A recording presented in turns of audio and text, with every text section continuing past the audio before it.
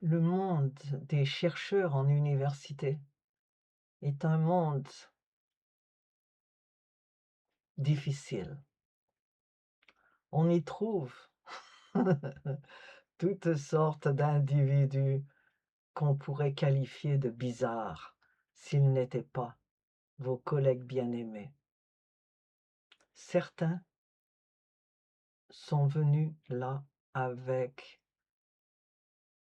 de multiples difficultés et par conséquent, il est important que vous veillez à votre attitude personnelle en matière de recherche.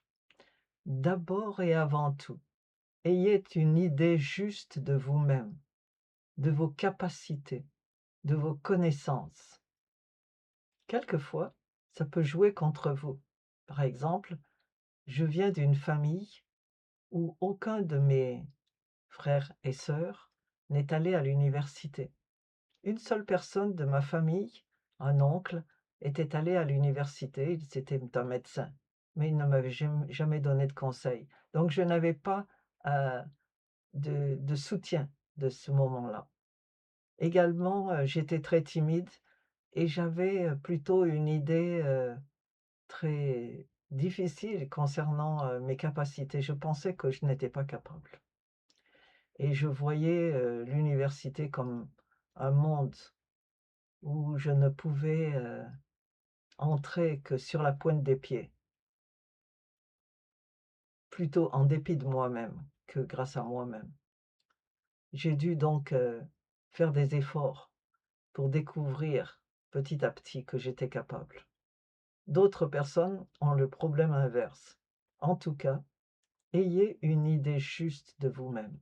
Sachez ce que vous êtes capable de faire ou non. Par exemple, j'ai rencontré en première année d'université une collègue, une camarade de classe du secondaire, qui voulait absolument faire une licence d'espagnol, mais elle n'avait jamais étudié l'espagnol. C'était juste un rêve. Elle a essayé et au bout de l'année, les professeurs l'ont appelée pour lui dire: «Écoutez, il vaudrait mieux chercher autre chose». Après ça, restez humble.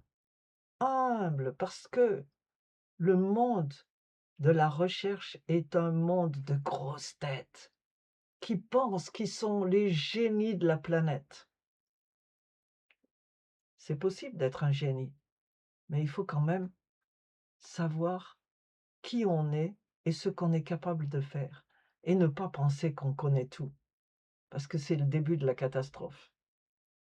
Ne croyez pas non plus que vous êtes le premier, la première à vous intéresser à ce domaine particulier.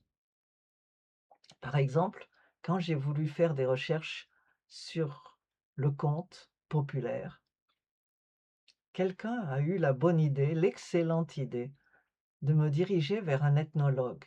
Un ethnologue malheureusement parti trop vite, mais que j'ai eu la chance de rencontrer et avec lequel j'ai pu commencer à m'intéresser à ces contes. Lui recueillait des contes dans la montagne, auprès des gens dans les Alpes, dans tous les départements des Alpes, de Hautes-Alpes,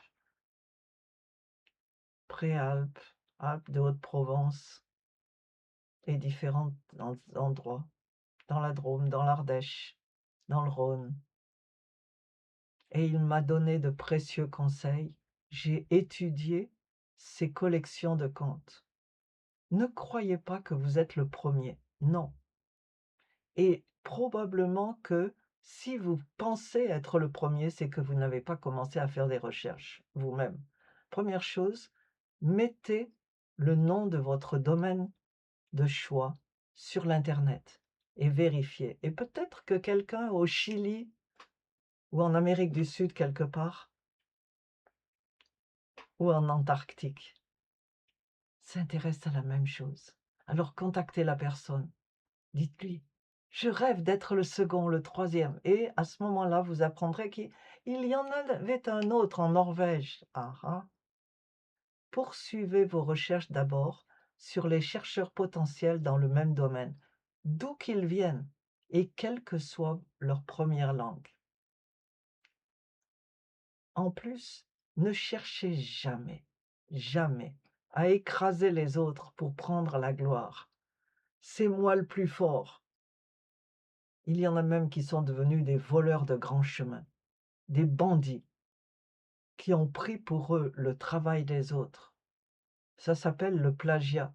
Et je veux vous informer à ce propos que tous les systèmes supposés attraper ceux qui font du plagiat sont des méthodes qui sont très incapables.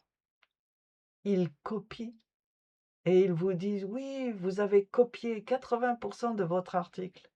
En fait, ils ne savent pas comment filtrer. Alors ne faites pas confiance à ces choses-là, à ces logiciels. C'est mon conseil sincère.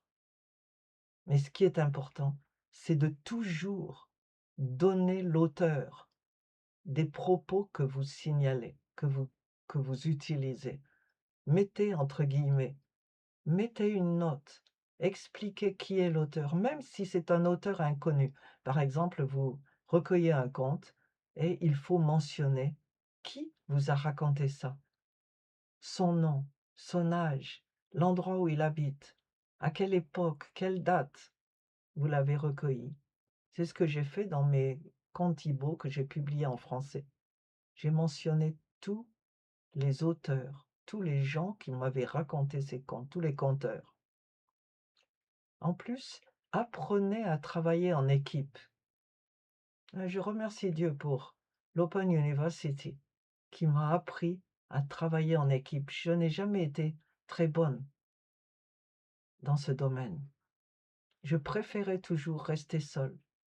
Mais travailler en équipe vous apprend d'abord l'humilité, vous apprend à accepter les critiques, vous apprend à vous reposer des questions sur les choix que vous avez faits, vous apprend à écouter les conseils.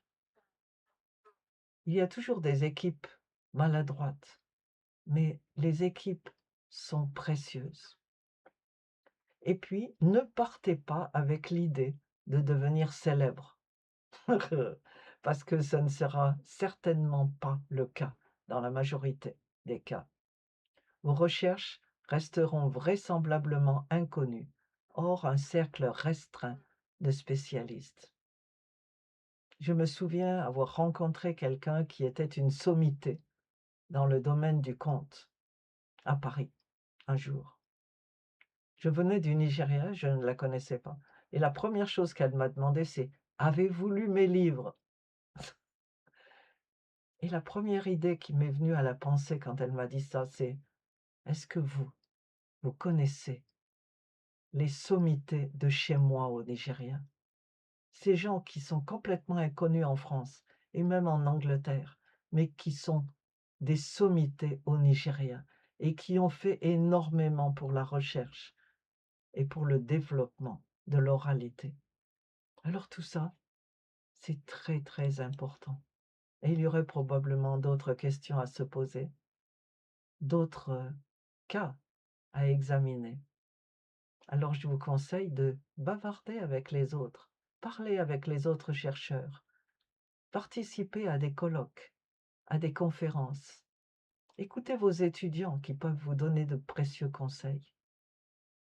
Et ne croyez jamais que vous avez tout su, que vous êtes au-delà de tout conseil, au-delà de toute critique. Restez humble, mes amis, restez humble.